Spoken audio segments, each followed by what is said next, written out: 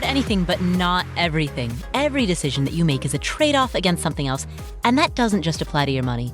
It applies to your time, your focus, your energy, your attention. It applies to anything in your life that's a scarce or limited resource. And so the questions are twofold. Number one, what matters most in your life? And number two, how do you align your daily decisions in accordance? Answering these two questions is a lifetime practice, and that's what this podcast is here to explore. My name is Paula Pant. I'm the host of the Afford Anything podcast. Every other week, I answer questions that come from you, the audience. Of the episodes in which I answer questions, half of them are questions about anything related to personal finance or financial independence, investing, productivity, self-improvement. The other half are questions that are specifically about real estate investing. This is that 1 in 4 episode that's specific to real estate. So if you're interested in the topic of real estate investing, keep listening. But if you're not, don't worry. 3 out of 4 of our episodes have nothing to do with real estate whatsoever. So check out our archives, listen to the vast majority of any of our other episodes, because there is a lot there that you can choose from. If you're interested in rental property investing, listen on, because our first question comes from Matt. Hi, Paula. I recently turned 40 and found the FIRE movement just over a year ago. I'm part of a family of 4 with 2 young children. My wife is a part-time worker and a full-time mom. I am a college professor of music and spent many years in grad school. Therefore, I was a little late to retirement savings and specifically compound interest. However, I've been in my current position for 10 years. We have paid off all our debts, including student loans. We have a little left on our mortgage. I fully fund my 401. We max out our IRAs. I contribute to a 457 and to our kids' 529s.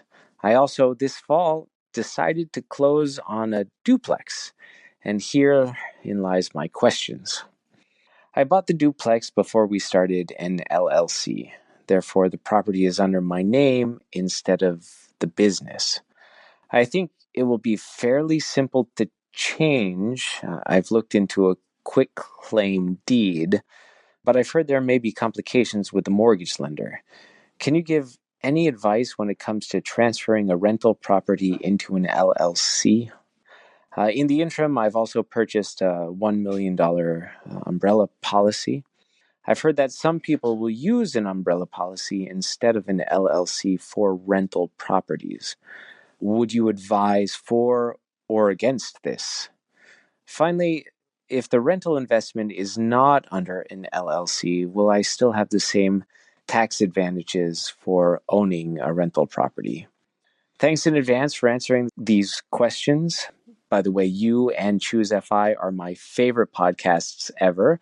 And I was thrilled when you finally made appearances on one another's shows. Thanks for all you do.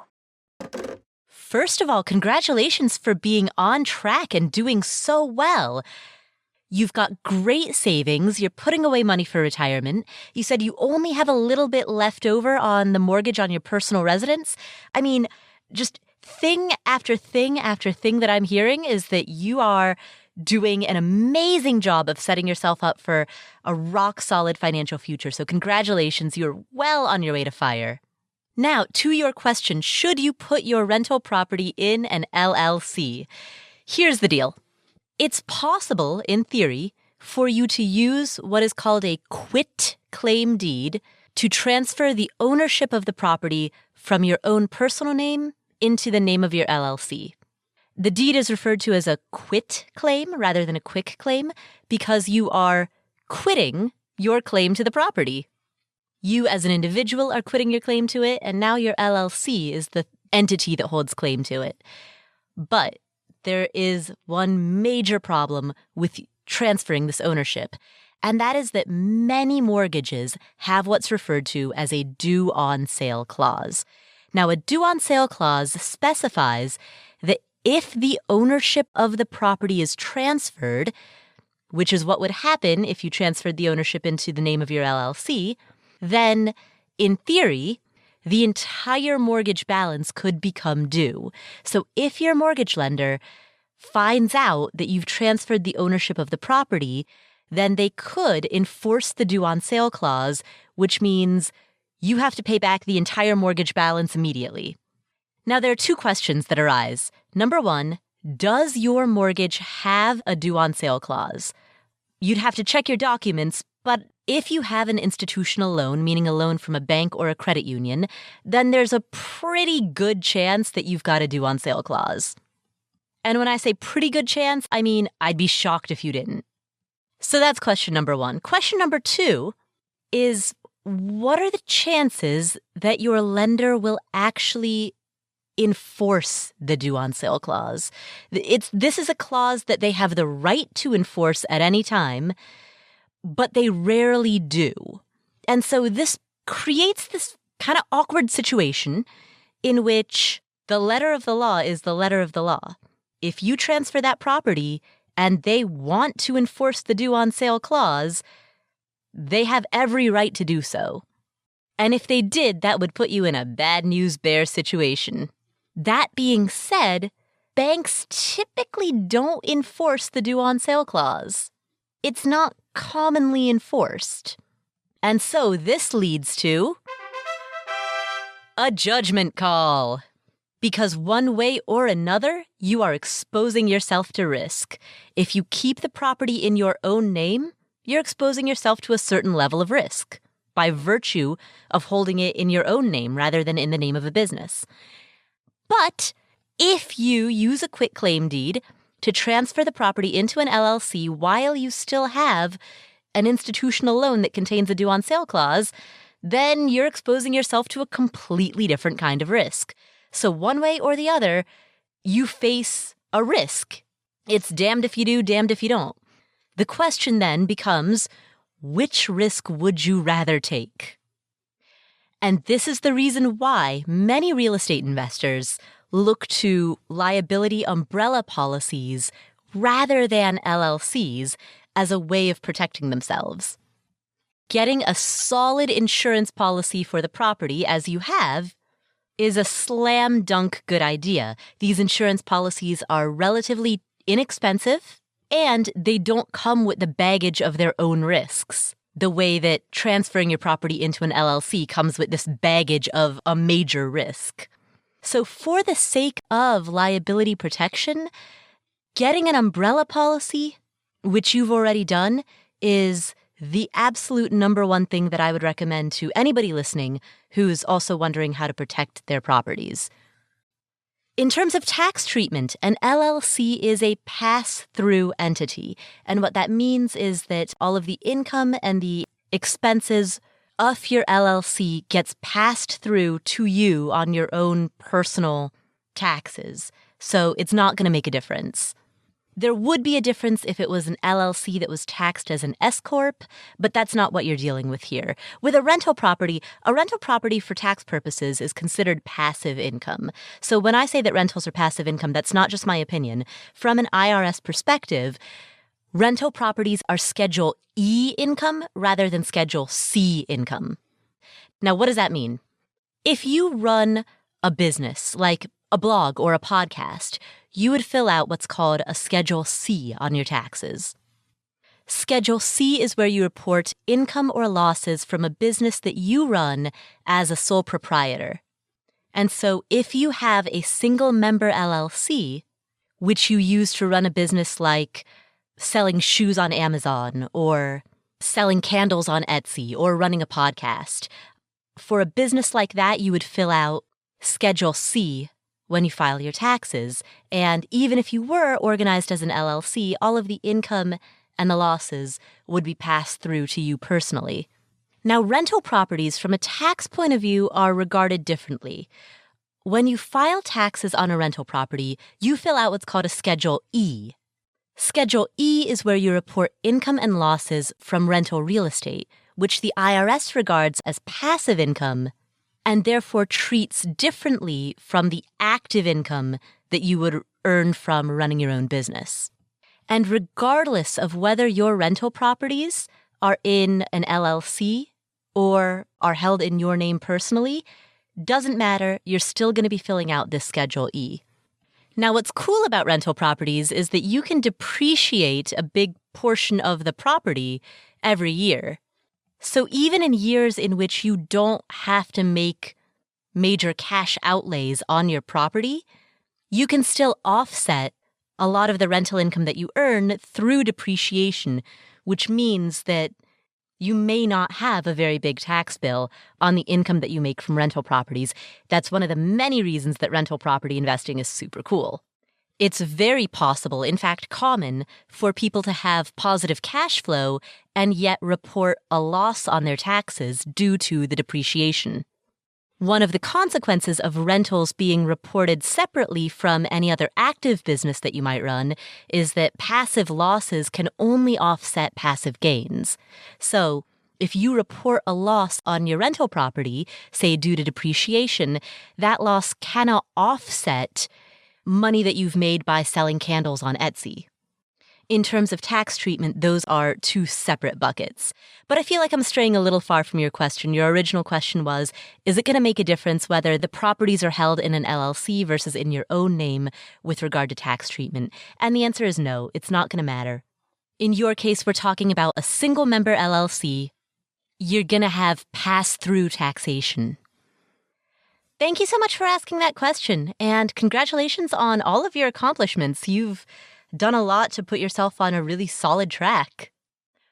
Our next question comes from Julie. Hi, Paula. My name is Julie. I love the podcast. I have a couple of quick questions. My husband and I are 48 years old, and we earn a pretty comfortable upper middle class living. We have a 23-year-old daughter from his first marriage, and we have over $2.4 million between equity in a 4-unit property that I purchased 11 years ago and our primary residence, which we house hack through Airbnb. It's a 2-family, and retirement savings. I plan to retire when my boss does in spring of 2020. I love being a landlord, and we are constantly looking at properties to purchase and invest in less expensive markets. We live in New York City. So my questions are, our actual cash position isn't the greatest. So I'm wondering whether we should actually buy additional rental properties now, and if so, where? And that would be using equity in the rental property. Or is that kind of too risky now, given my plan to retire? Should we maybe sock away more cash and wait until we have more cash on hand rather than tapping into our equity? Please let me know what you think. Thanks again. Thank you for asking that question, Julie. This is a really interesting question. Now, I don't have all the numbers, but let me tell you what I think I heard from your question. Number one, you're 48 years old, you plan on retiring in the year 2020, which means that you will be 49 or 50 years old at the time that you retire. Let's say that you're 50 when you retire. If you plan on taking money out of a 401k, you can start doing so at the age of 59 and a half. And I say that because you mentioned that the majority of your net worth is in your personal residence, your rental property, and retirement accounts. So you'll need, when you retire, some way to draw on your net worth. So what I'm hearing, as this is laid out, is that you plan on retiring at the age of 50. And what I know in terms of 401k rules is that you can start drawing down on that 401k without penalties starting at the age of 59 and a half. So that leaves a 9.5-year gap in between. Now, what I don't know is if you plan on drawing down your 401k at the age of 59 and a half, or if you plan on leaving it intact and letting it continue to grow. But at least we've established what that piece of the situation looks like. So let's take that, we'll put it on a shelf, and let's move on to some other aspects of your personal financial situation. So the other thing that you've said is that you have a 4-unit rental property that you purchased 11 years ago, and that this 4-unit property also accounts for a major portion of your net worth. Now, what I don't know is how much equity you have in the property, what the remaining mortgage balance on the property is, and how well the property is cash flowing. If you bought it, let's just make some hypothetical assumptions here. If you bought it 11 years ago on a 15-year mortgage, then you're pretty darn close to having it paid off. By contrast, if you bought it on a 30-year mortgage, assuming that you haven't made additional payments on it to accelerate the principal paydown, then you're still pretty far away from having it paid off, but the lower monthly payments on it through a 30-year mortgage might result in you having higher cash flow on it right now. And then you've got your primary residence, which you Airbnb. And again, a couple missing pieces of the puzzle here are, does the income from the Airbnb cover all of the expenses of your personal residence, including mortgage as well as repairs and maintenance? How close are you to having the mortgage paid off? Is it positively cash flowing? There's some missing data here that I'm just going to have to make some guesses about. But overall, the impression that I carry from the question that you've asked is it sounds to me, and I may be wrong, but it sounds as though you have a significant amount of equity and net worth, but not necessarily good cash flow. And again, I don't know any of the numbers other than total net worth. That's just the impression that I carry from the way that you've asked that question. It seems that your equity is solid, but your cash flow from your various properties, I'm not picking up the idea that these are cash flowing very well. If my assumption is correct, and if that is the case, then as you approach retirement, what I would want to see first and foremost is for you to put yourself in a position in which these properties create stronger cash flow so that that cash flow can at least partially offset the income that you will be losing when you depart from your primary day job. In other words, optimizing for cash flow rather than optimizing for return on equity is the approach that I would take as you are 2 years away from retirement. Now, here's an approach that I think could very much help. So you mentioned that your goal is to retire in the year 2020.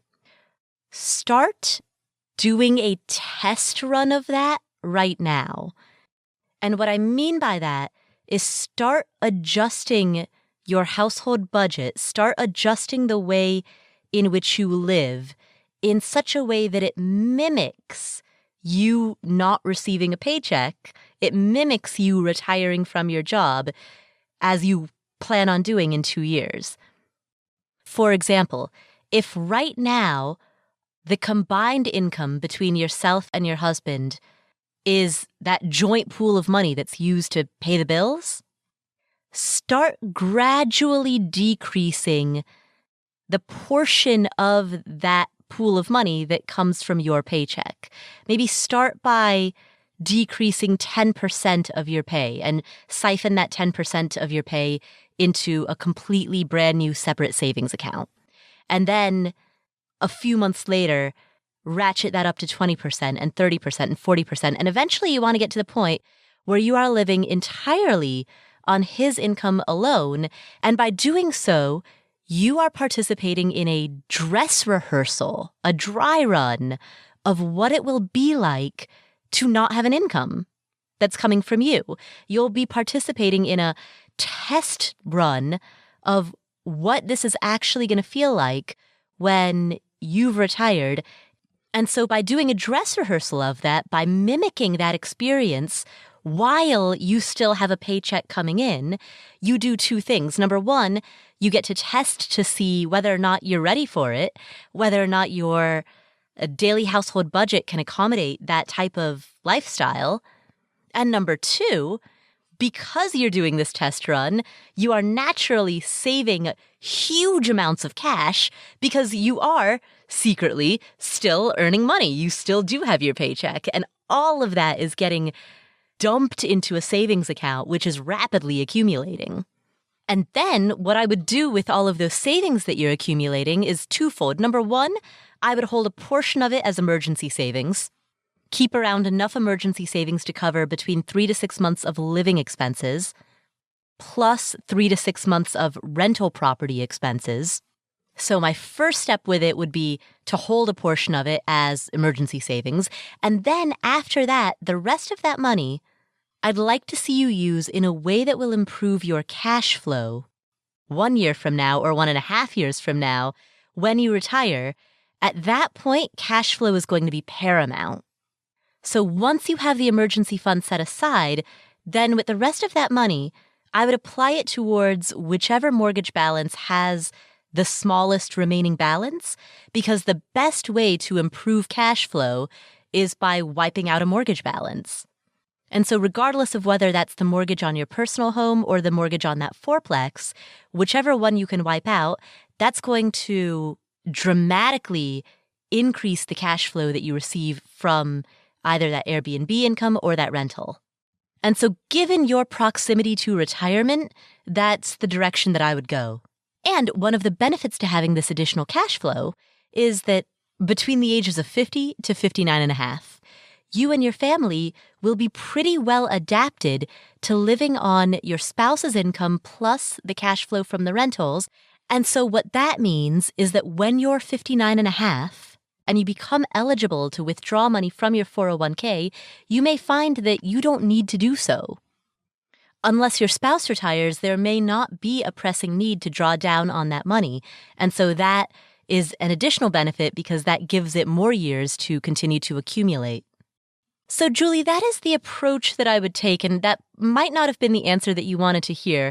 Admittedly, it is a conservative approach. But given that you are on the brink of retirement, this is not the time that I would be borrowing against equity in homes that I have in order to expand my rental property portfolio. If you think of two phases of wealth, there's the wealth accumulation phase and then the wealth preservation phase. When you are far away from retirement, you're in the wealth accumulation phase. But in your case, you're 1 to 2 years away from retirement. At this point, I would move to that wealth preservation phase. And for that reason, I wouldn't be looking to expand. I would be looking to optimize for cash above all else and wealth preservation rather than wealth accumulation above all else. Thank you, Julie, for asking that question. Our next question comes from Brianne. Hi, Paula. I'm interested in investing in real estate. I want to know your thoughts on syndicated real estate deals. I would like to be as passive as possible, and I get really anxious thinking about everything that goes into owning a unit individually. So I'm just curious about your thoughts on syndicated deals in general. Brianne, thanks for asking that question. So first of all, real estate syndication is basically another way of saying crowdfunding. Essentially, the way that it works is that a group of investors get together, pool their money together, and purchase a large property, a piece of commercial real estate. At the highest level, your responsibility as an investor is to perform due diligence on a property. And what I mean by due diligence is that you want to make sure that a given property is a good deal. And this is true regardless of whether you are going into crowdfunding, syndication, or whether you are buying your own property, such as a single-family home or a duplex. Regardless of which of those two strategies you use, as an investor, your primary job is to make sure that you are buying a good investment. And one of the issues that I see with some people who are attracted to real estate crowdfunding is some people believe the fact that there are so many other players in the game, the fact that they are contributing their money into a much bigger pool, and the fact that that pool is managed by some other person who has taken the leadership role, some people believe that that absolves them of due diligence, and that is simply not the case. So if you are one of many investors who is buying a 32-unit complex in Albuquerque, New Mexico, or if you are one of a bunch of investors who's buying a 120-unit condo building in Kansas City, then before you go into that deal, it is still up to you to make sure that that is a deal worth going into. How much do you know about Albuquerque or Kansas City? Is it smart to have a condo complex or an apartment complex in that location? What type of tenants does it attract? What are the prospects for that neighborhood? Let's talk about the decision-making of the sponsor or the leader of that project. Are they plan on having a Class B property in a Class C area? Or are they planning on having a Class A property in a Class B neighborhood? Or are they planning on having a Class B property in a Class B neighborhood, right? And do you or do you not agree with their decision? Are you aligned with their strategic vision for the level at which they want to renovate that property and the positioning that they want to take on that property? Is that something that you want to put your money towards? When you purchase your own property, a big part of the value that you get from it is that you are able to make decisions about the management of that property. And when you participate in crowdfunding, you forego the benefit of being able to make decisions. You essentially are outsourcing your decision-making capabilities to somebody else. And in my view, that means that you lose a big part of what gives you the ability to bring value to the deal. In crowdfunding, the only value that you're bringing to the deal is your money. You're not bringing your vision. You're not bringing your creativity. You're not bringing your knowledge. You're not bringing any of those other elements of value to the deal. You're bringing money and that's it. And if you choose to go that route, which is fine, I absolutely see many cases in which you might want to go that route. But if you choose to go that route in which you bring money but not vision or creativity to the deal, then you want to be absolutely sure that the people whom you are entrusting to make those decisions are people who are worthy of that trust. And how do you make sure of that? Well, it's up to you to do the legwork, to research the property, to research the neighborhood, to research the sponsors of the project. And so if you do that research and you agree with this project, you like the vision, you like the area, you like the sponsors and their track record, then by all means, go for it. But don't for a moment think that the fact that there are other investors involved in any way lessens your workload. There is no reduction of workload here, particularly in the due diligence phase. Sure, 2-3 years down the line when it comes to ongoing operations and maintenance of the property, yeah, absolutely, there's a reduction of workload there. But the bulk of effort when it comes to rental property investing happens before you buy. The bulk of that effort comes from the analysis of the deal that you're going into. And that does not diminish when you are buying in a crowdsourced setting. You still have to analyze the deal. You still have to make sure that you are getting a good deal. Zooming out a little bit, Brienne, the question that I want to ask you is, why are you interested in real estate? I mean, you've stated that the idea of owning your own home directly does not appeal to you. So why specifically are you interested in real estate at all? I'm not saying that you shouldn't get into it, but it is a question that I want you to reflect on because you don't need to invest in real estate. You can have a perfectly healthy portfolio without it. Plenty of people have made fortunes sticking with a mix of equities and bonds, sticking with the broad index fund stock market and a broad bond market. So there's no reason, really, to hold real estate in your portfolio. The beauty of owning rental properties is that you have some competitive advantage that puts you ahead of the larger economic market. So with a rental property, if you are extremely knowledgeable about a local geographic area, let's say that you become hyper knowledgeable about a 6-block radius or a 10-block radius located somewhere, such that you can look at the properties for sale and you know what's a good deal, what's a bad deal, and what's okay, middle of the road, right? When you have that level of specialized local area knowledge, regardless of whether you live there or not, that level of specialized knowledge is a form of competitive advantage.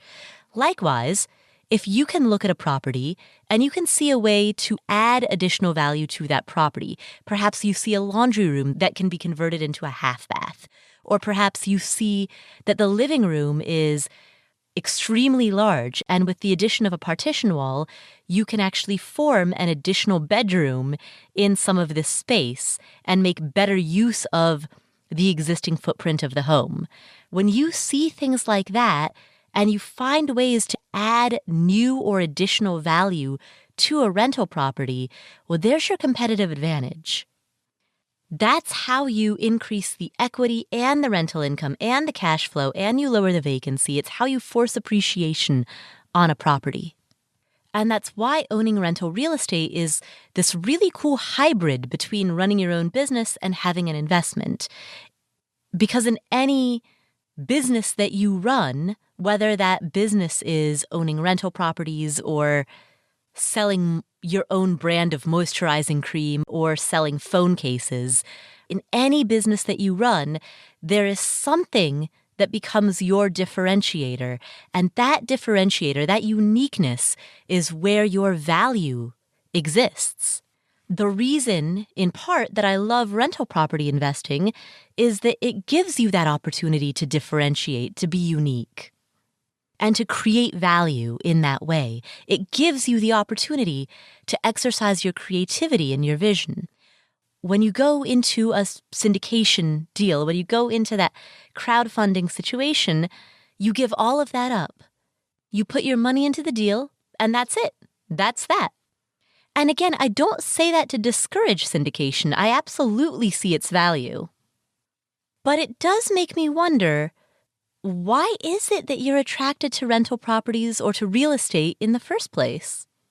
If the answer is that you feel as though you need it because society pressures you to think that you should have some real estate holdings, well, you really don't need it. But on the other hand, if the thing that draws you to real estate is that you've been looking up some of these project sponsors, and there are a few that you really like, and you like their vision, you like some of their previous projects, you think that what they're doing is really cool, and they have a certain project that they are undertaking. Maybe they're building new office space in this growing part of Boise, Idaho, or maybe they're building new grocery and retail space in this thriving section of Chattanooga, Tennessee. And you think that that location is great. You've been following it for a while. The population growth in the area is good. The economy is broad and diversified. Job growth in that area looks solid. You see this as a really smart project, as being in the right place at the right time, and you trust the vision of these sponsors who are leading it.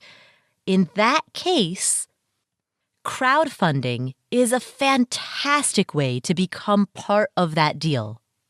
And if that's what's motivating you to get into real estate investing, those are the right motivations. So that is the final question that I will leave you with. Why do you want to get into real estate investing? Is it an enthusiasm for real estate, or is it that you think you're supposed to? Those are two very different reasons, and your answer to that question, more than anything, will guide whether or not I think that real estate crowdfunding is right for you. Thank you, Brianne, for asking that question. Our next question comes from Shannon. Hi, Paula. I am a first-time homeowner of a small condominium in the thriving city of Jersey City, New Jersey. My condo is one of 6 units total in the building, which is run by a small HOA comprised of each unit owner. I have served as HOA president for 2 of the 3 years I've lived here and have remained one of the most active members on the board to this day. I have coordinated and managed a variety of large projects, including installation of new sewer lines, gas lines, sump pumps, structural support beams, upgraded fire alarm and sprinkler systems, just to name a few. This building was a true fixer-upper, and I have spent countless time and energy nurturing it back to a stable and safe condition. In addition to overseeing all of the building's upgrades, I also completed a total gut renovation of my unit, which was completed in December of last year. Therefore, everything from the walls to the wood floors and even major appliances, such as hot water heater, furnace, and AC condenser, are literally brand new. Despite all of the time and energy I've put into fixing this building and creating my ideal home, I've decided that this spring is probably the best time to sell. Jersey City homes are booming in value at the moment, and I would like to relocate closer to my family in Florida. I have never sold a home before, but I am confident that I have the most accurate and valuable knowledge about both my unit as well as the building itself, given the fact that I've served as president and main coordinator of all HOA projects and oversaw my own unit's renovation. With all of the upgrades made to the building and the fact that everything in my unit is only 1 year old, I'm in a strong position as a seller. I also do not have a timeline that I need to sell by, as I plan on continuing to live here until I'm able to sell it for the price point I'm looking for. Given these factors, I am strongly considering selling my condo on my own, rather than paying a seller's realtor commission of about 3%, which I anticipate would end up costing approximately $8,000. I would greatly appreciate any feedback or suggestions you might be able to share with regards to the pros versus cons, risks versus benefits of pursuing a for sale by owner of your home. Thank you for your time, and I just love your podcast. Wow, Shannon, first of all, that is impressive.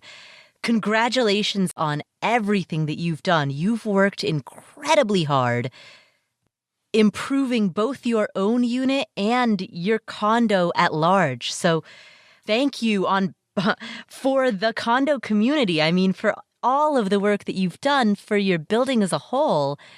I think it's amazing that you've been such an active member of the community, that you've done so much for your condo community, that you've completely renovated your home. Everything you've done is incredibly impressive. Steve, can we get a round of applause here? So, congratulations, Shannon. I think selling this for sale by owner is a fantastic idea, and if I were in your shoes, I would do exactly the same thing. For the sake of everybody who's listening, we'll walk through the pros and the cons of selling a property for sale by owner, but Shannon, especially in your case, I would absolutely sell this yourself. So, first of all, as background for the sake of everybody who's listening, selling a property for sale by owner, the acronym is FSBO, and people in the real estate industry often use the shorthand FSBO to refer to that. So if you're talking to an agent and the agent says that such and such is for sale FSBO, that's what it means.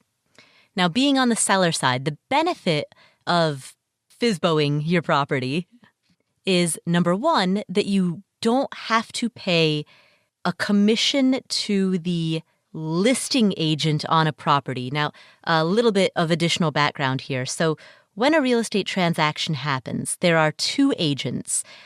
The listing agent is the person who represents the seller. And confusingly, the selling agent is the person who represents the buyer. The person who represents the buyer is referred to as a selling agent because they are selling a property to a buyer. But it's super confusing. So for the sake of simplicity, I'm going to refer to these two agents as the listing agent, which is the person who lists the property for sale, and then the buyer's agent. So when you sell a property, there's two agents who we'll refer to as the listing agent and the buyer's agent. And even though the commission that gets paid to agents is negotiable, it is often around a total of 6%. And this approximate 6% gets split basically 50-50 between the two agents. Sometimes one agent will take 3.2% while the other will take 2.8%.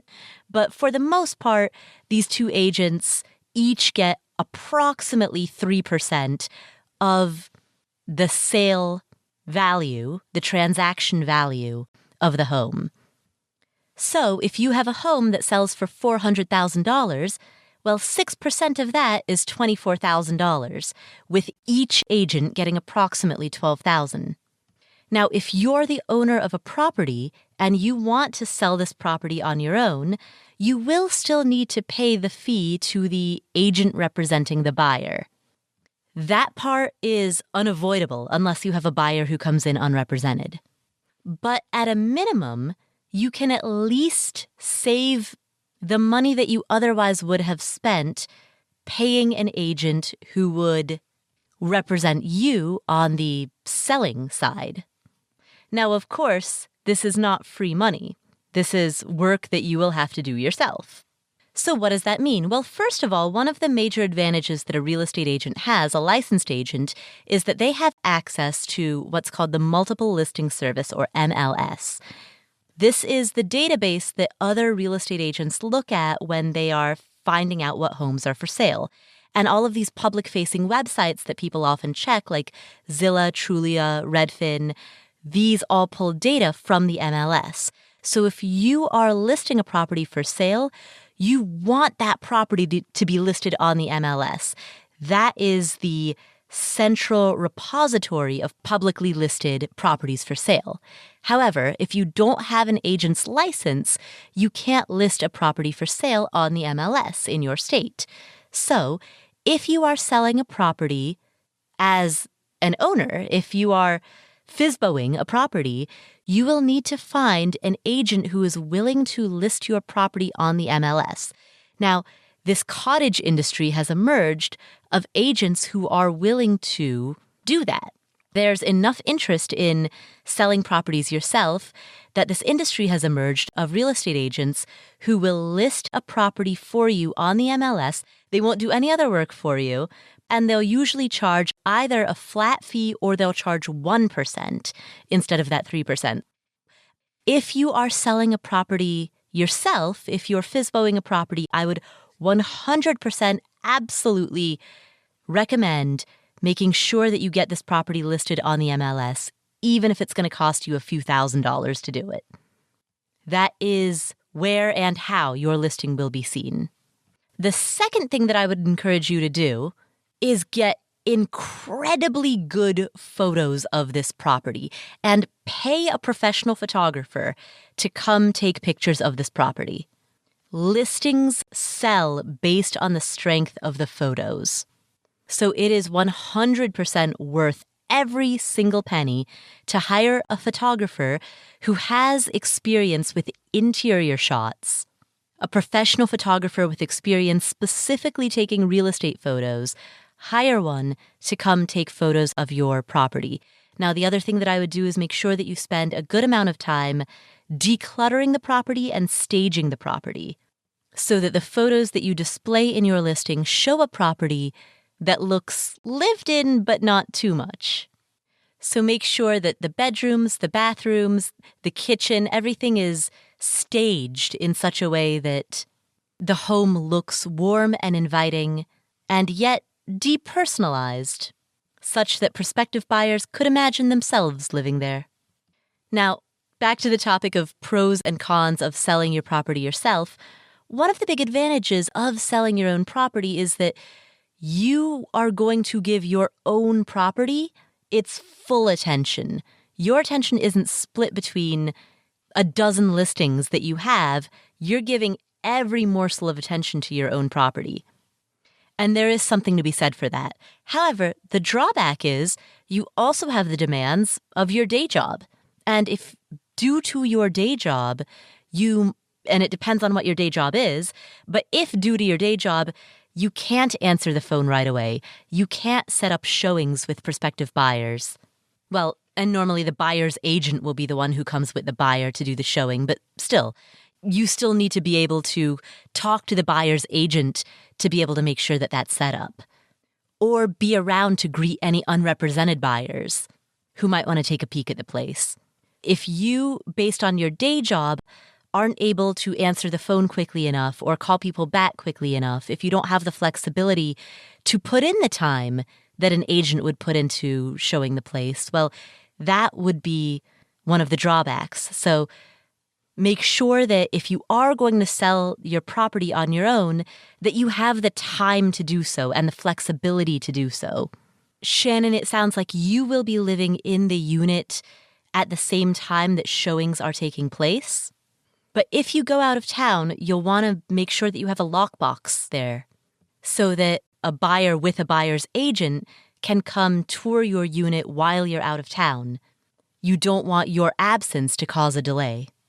Let's talk about some various drawbacks of the for sale by owner model. I've already mentioned the importance of making sure that you have the time to dedicate to it, the flexibility to dedicate to it, and I've talked about the importance of making sure that the property does get listed on the MLS. That's extremely important, as well as the importance of making sure that the property is decluttered, staged properly, and photographed professionally.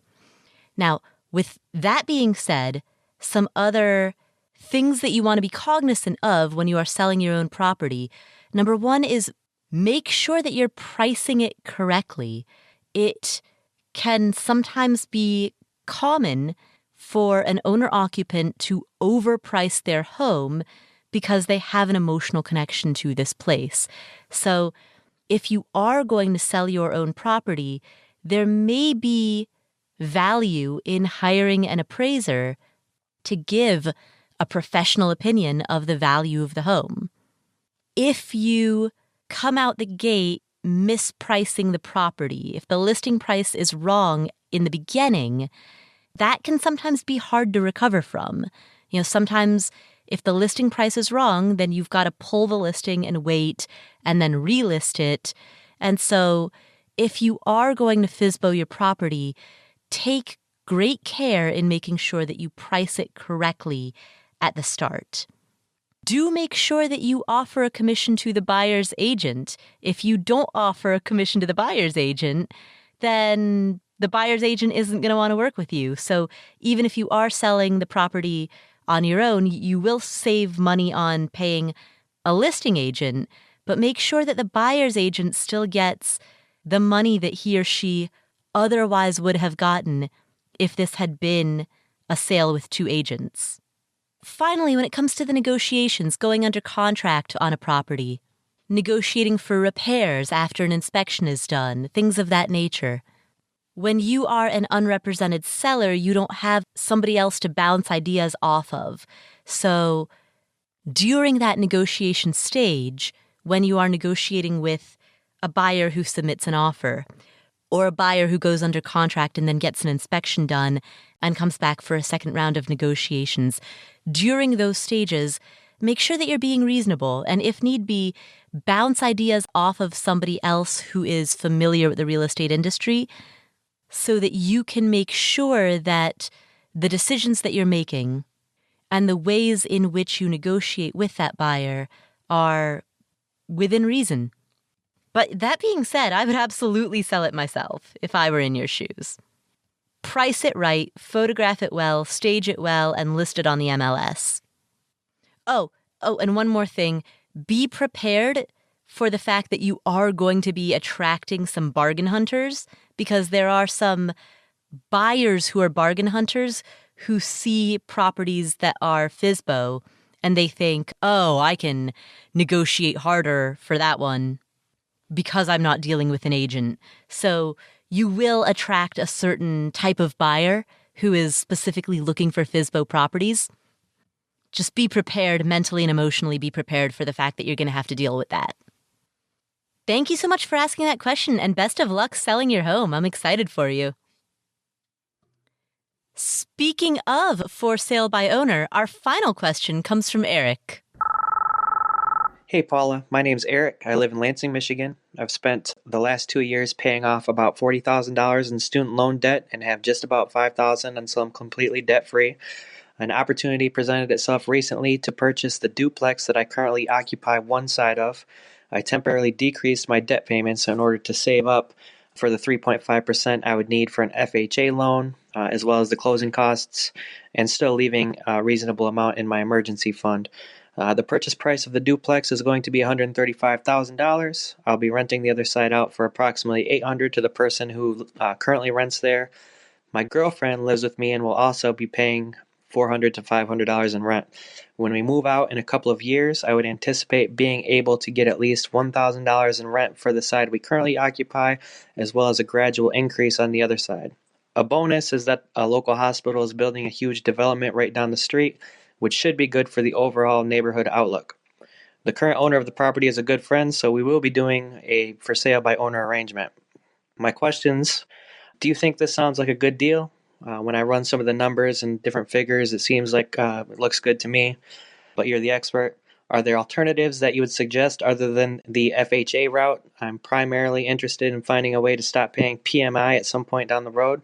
Do you have any suggestions related to the for sale by owner process? This is my first home purchase, so I want to make sure I've thought everything through. Thanks for everything that you do. I appreciate it. Eric, first of all, congratulations. You've paid off almost $40,000 in student loans. That's incredible.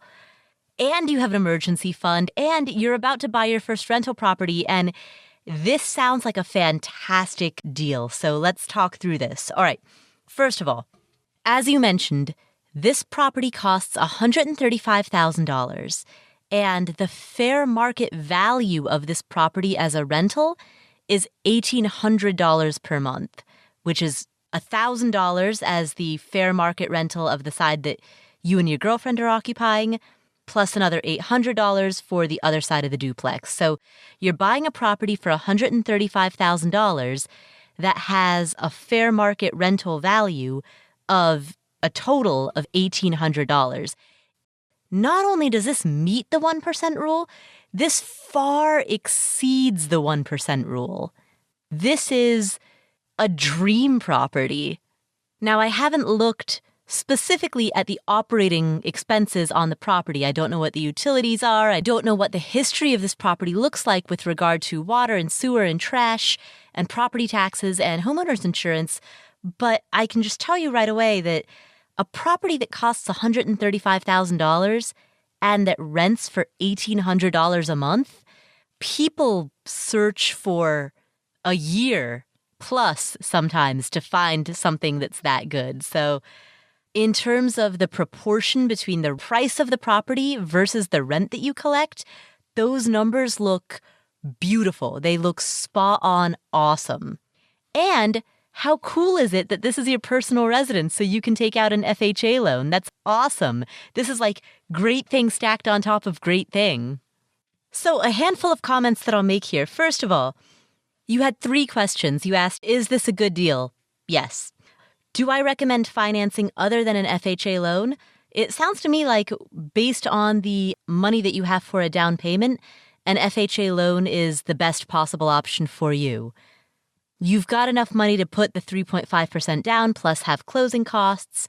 You've got enough money that you have a modest emergency fund for yourself. So you don't want any loan other than an FHA loan because any other loan is going to, unless you qualify for a VA loan, which it doesn't sound like you do, any other loan is going to require you to put down a much bigger down payment. And you just don't have the money for that. So stick with an FHA loan.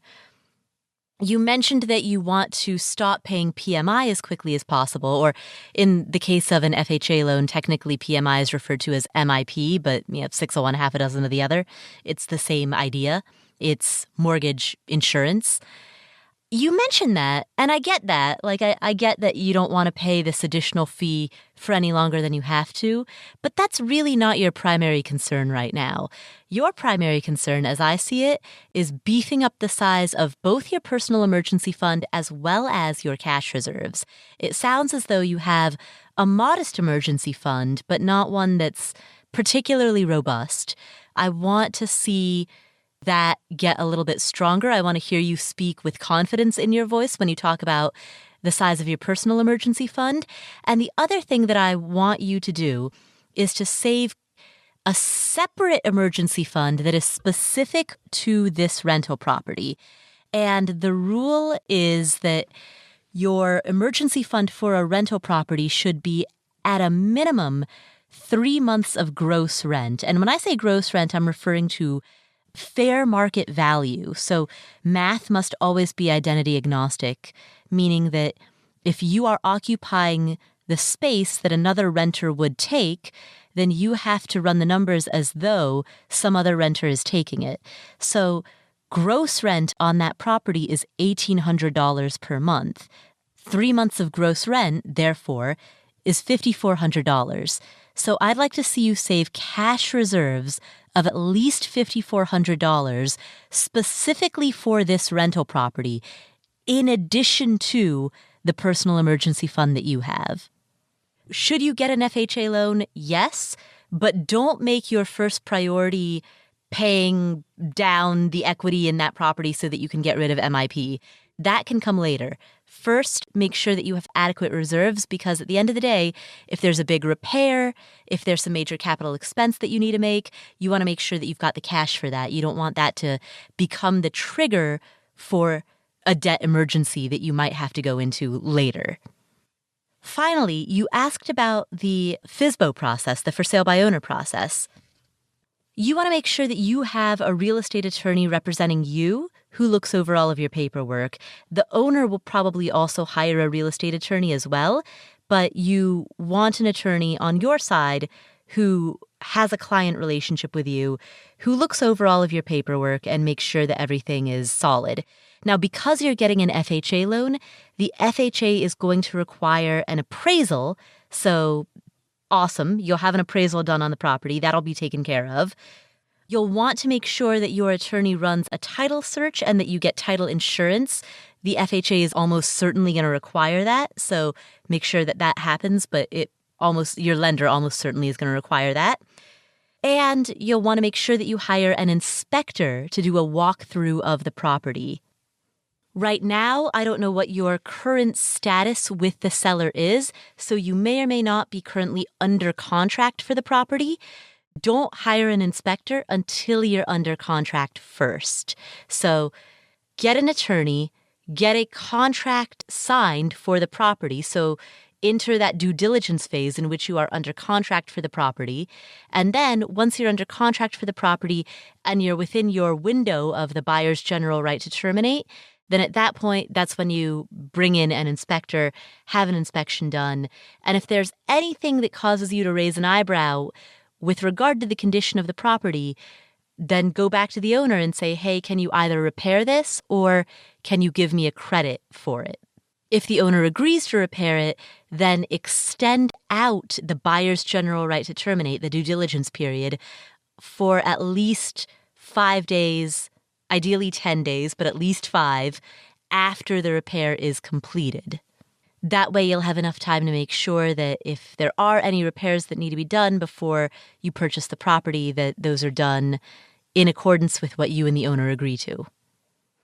But for the most part, for sale by owner transactions go very smoothly. Just make sure that you, as the buyer, have representation on your side.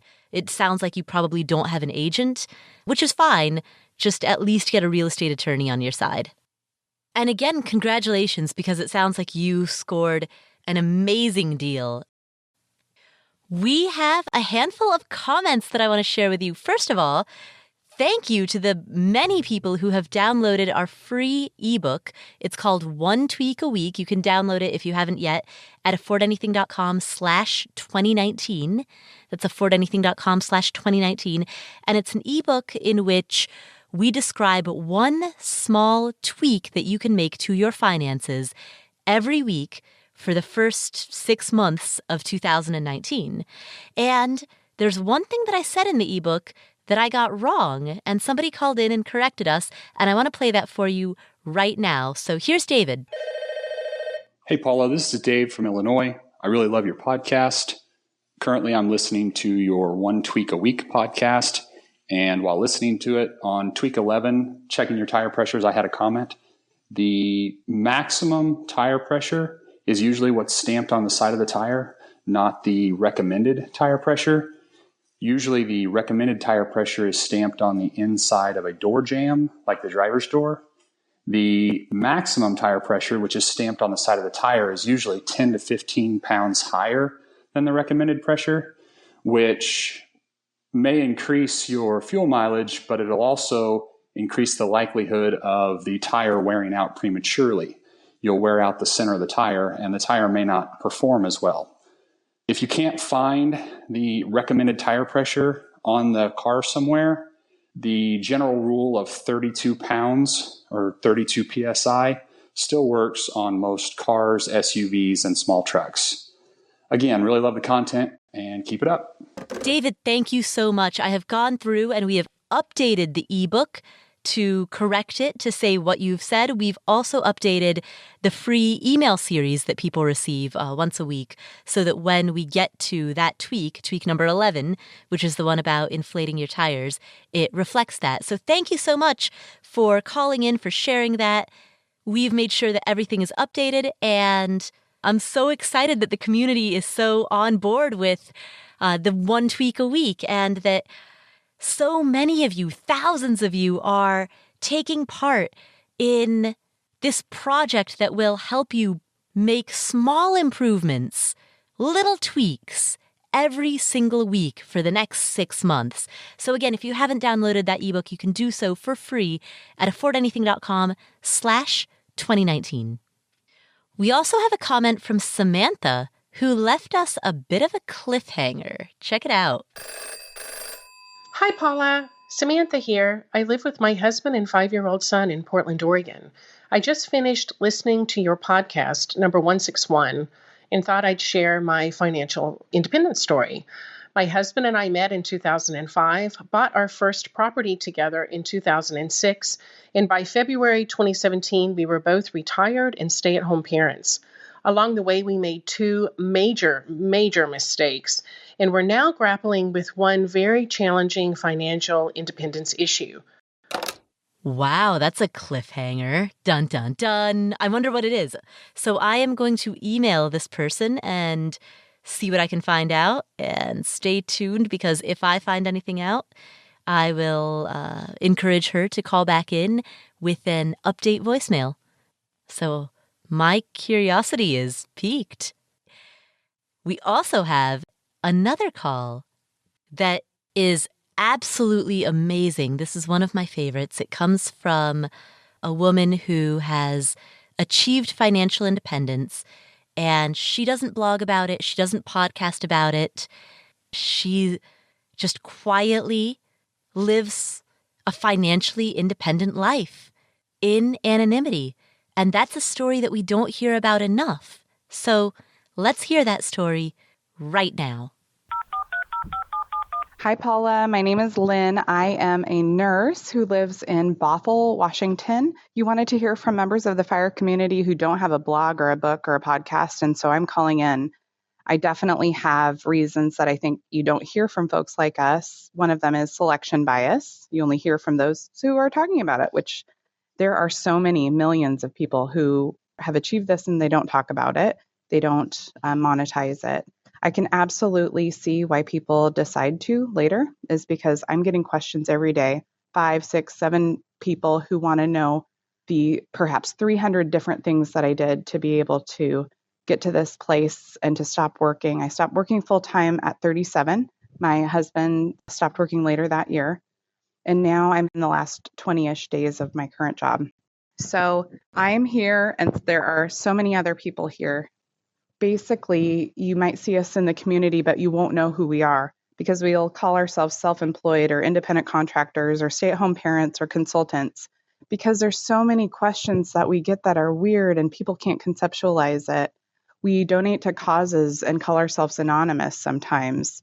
We are here. We're just quiet because sometimes it's hard to put yourself out there and to be vulnerable personally and financially. So I just wanted to put that out there. We had some things working against us. I had my own brain tumor, which wiped us out of everything about 9-10 years ago. We have 2 kids, high cost of living area, no windfalls that I can ever think of. I've worked part-time most of the last 10 years. My husband's a chef or cook, and the last 10 years has been his roles. And we've been able to achieve this. So also wanted to encourage folks who are feeling like it's not possible, that there are possibilities, even if you have many things working against you. Thank you so much for everything you do. Keep it up, and we'll be in touch. Bye. That is amazing. Thank you so much for calling in. Thank you so much for sharing that. These are the stories that I want to tell more. These are the stories that people need to hear. because the vast majority of people who are financially independent, or who have just bought their first rental property, or who have just paid off their student loan, the vast majority of people who are doing these amazing things don't have a blog, don't have a podcast. They're not the people who are doing the podcast rounds. These are not the stories that people are hearing enough, and that's why I'm so grateful to you for calling in and sharing your story, because this is exactly what I want this podcast to spread. This is what it's all about, and that story is your story is so important in showing people that it can be done, that it is being done, and that it's not just bloggers and podcasters who are doing it. It's thousands upon thousands of people like you who go about saying that you're self-employed or saying that you're a freelancer because the general broader world doesn't necessarily understand what it means to have enough investment income that you could live on that investment income alone. That doesn't mean that you have to. It doesn't mean that you draw down your investment income necessarily. You could or you could not. But the beauty of FI is that once you know that that option is there, it changes everything. It changes the way that you think. So thank you for sharing that story. And anybody else who wants to share their story with this community, whether you've reached financial independence or paid off debt, or bought your first rental property, whatever it is that you've done, or whatever it is that you're working towards doing, please call in and share it, because this whole community benefits from hearing these stories. So affordanything.com/voicemail is where you can call in and share your story. And by the way, if you have a question also that you want answered on an upcoming episode, that's also where you call in to leave your question. So leave a question or share your story or both. affordanything.com/voicemail.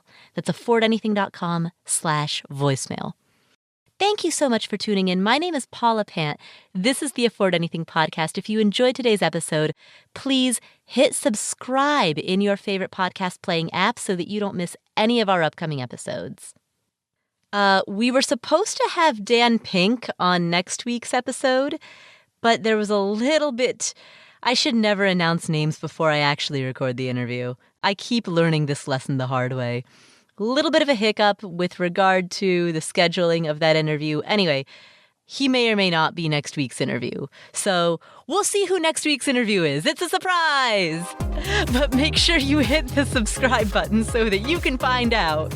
That's the subscribe button on whatever app it is that you use to listen to podcasts. Thank you so much for tuning in. My name is Paula Pant. You can find me on Instagram @PaulaPant, PaulaPant. I'll catch you next week.